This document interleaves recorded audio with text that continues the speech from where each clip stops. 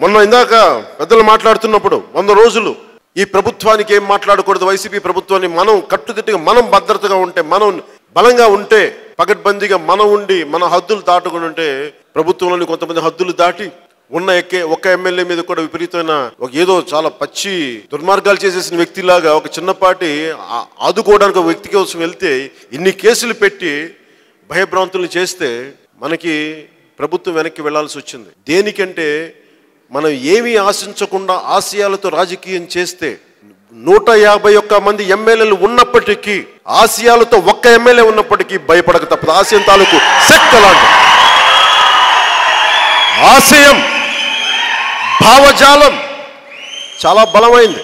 1,00,000 మందిని ఎదురుగా పెట్టండి, ఒక్కడే భావజాలం ఆశయంతో ఉన్న ఒక్కడిని ఎదురుగా పెట్టండి సరిపోతుంది.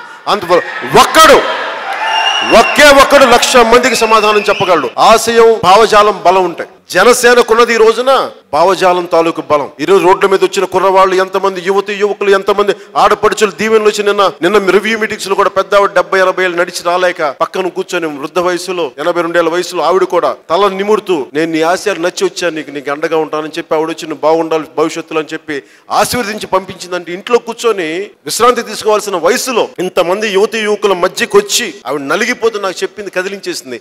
జనసేన 1,000 కోట్లు సంపాదించుకోలేదు, కానీ లక్షలాది అభిమానులను సంపాదించుకుంది, గుండెల్లో పెట్టుకుంది జనసేన.